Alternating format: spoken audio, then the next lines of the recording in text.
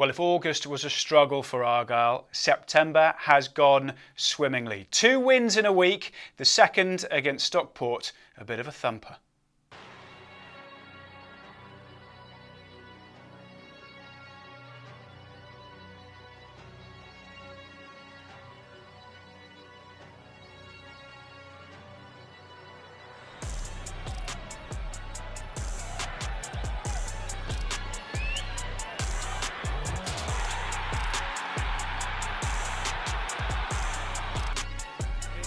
What a hit! Oh, wow. What a goal!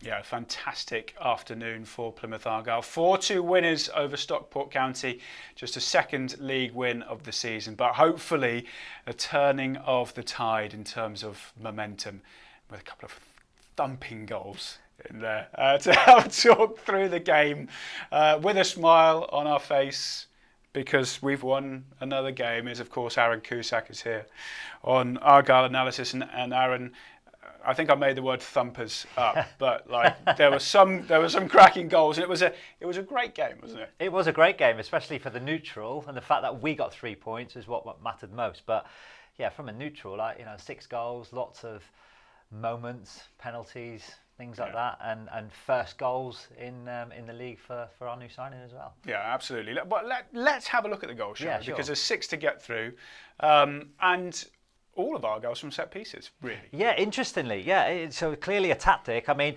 on another day, that's given us a foul, if I'm honest. But, we ride our luck. There'll be moments throughout the season, already has, where decisions have gone against us. So, just enough to disrupt, and Carl Wootton turning it, unfortunately, into his own goal. I mean, this is a thumper, Charlie. What a hit this is by Caleb Watts. I mean, cut across the ball. That technique is outstanding. To cut across and get the swerve needed to bend it away is real top level, and I like the fact that they were given clearly objectives to shoot on sight, but unfortunately just right on half time Ollie Norwood got Stockport back in the game through a very fortuitous penalty. It was I don't think anyone in the ground could figure out how the penalty was given, but it would have been easy for Argyle to sit back, but they didn't.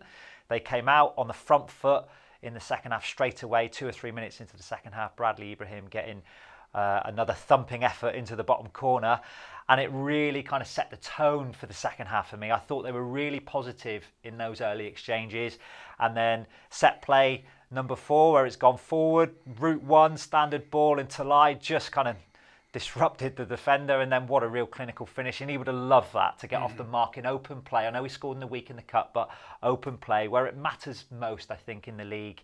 A real clinical finish. They would have been a little bit disappointed with the fact that they conceded the second, but from Talai's perspective, the fact that he's off the mark there is great.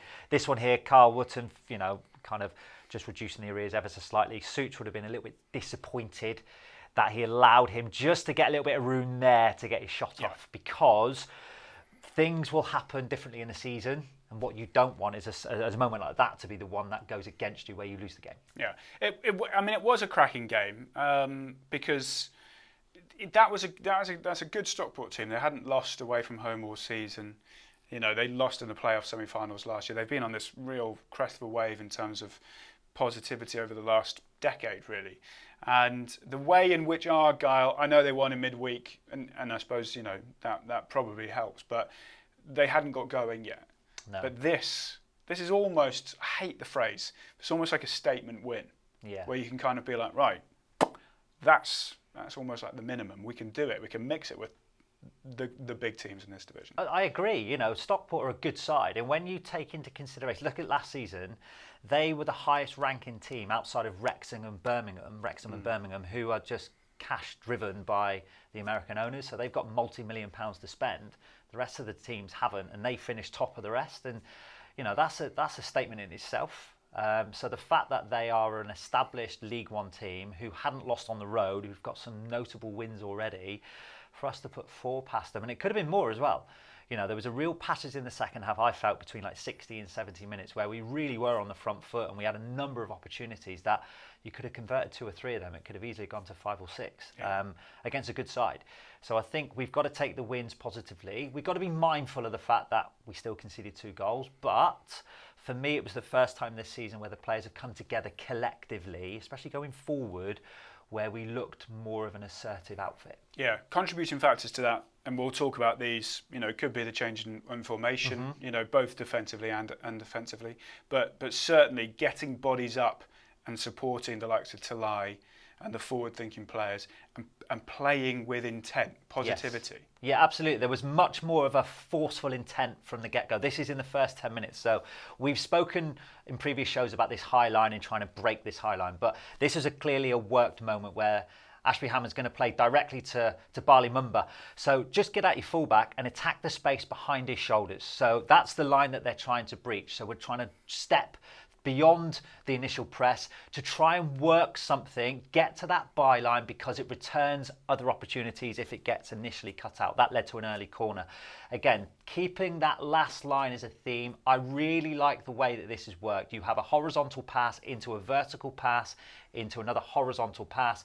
It creates incisiveness. Boateng breaks the last line. Sorinola tries to break the last line, and it returns a corner.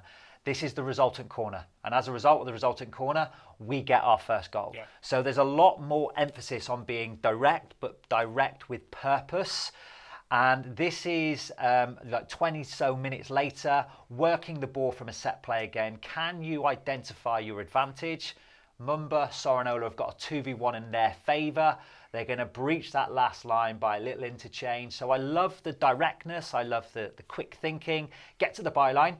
It cuts out from a corner. Now, what we've picked up here as well is Ben Osborne having a little pop at his fullback about needing to have balance. So from that exact corner, we need to double up. Ben Osborne this time has gone out to make a 2v2, but look at the intelligence now of Caleb Watts. Because there's a 2v2, it means they're a matchup. So Sorinola along the baseline is going to create the distraction, and it invites Caleb Watts to get free.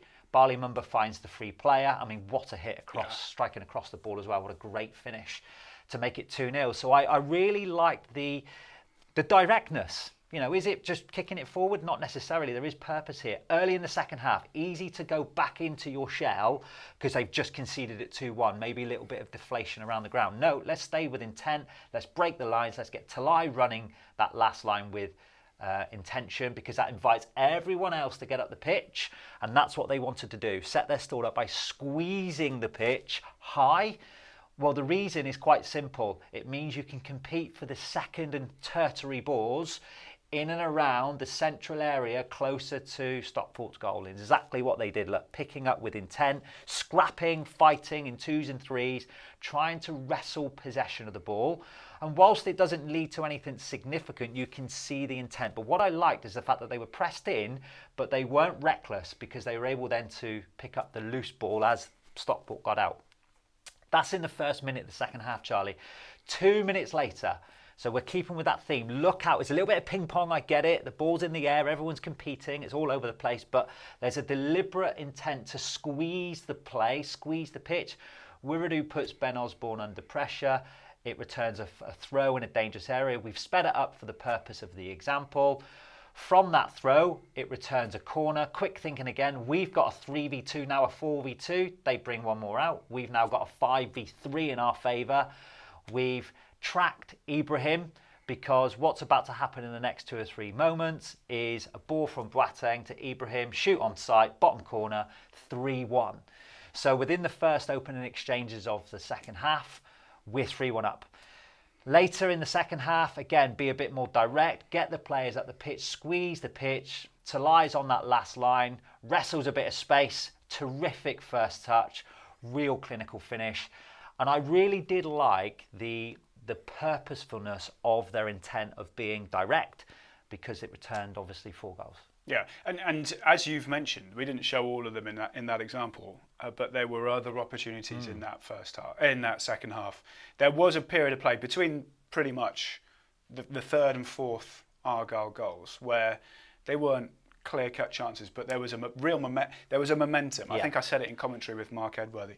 If any team's going to score the next goal, it will be Argyle. Yeah. And they did. Obviously. I agree, totally. And there wasn't a momentum shift in the sense that they stayed on the front foot. It's very easy to get the third and just sit back. And because they, on another day, if they had sat back, they scored so early in the second half, that might have invited Stockport on. And if they had got another goal, then the nervousness creeps in. But they stayed really positive, Charlie. And you made a great point about having the ambition to keep trying to score more goals with the support of the coaching staff and the back line as well, stepping in and compressing that pitch. And it returned good chances for Ibrahim, good chances for Barley Mumba. Talai had a half effort that was just kind of cleared. So, it could have returned another 3 or 4 goals potentially. Right, let's now have a look at some of the other scores from around the division over the weekend. Big win for Bolton. Huddersfield just getting past bottom side Peterborough, who are still without a win so far this season. Leyton Orient winning it late against Port Vale as well, who stay below Argyle in the table. We'll have a look at the table now. This is the top. No game for Cardiff or Luton or Barnsley, actually, because of international breaks. There we go. Argyle climbing a couple of places. 7 games in, 6 points. Looking a little bit rosier, that is for sure.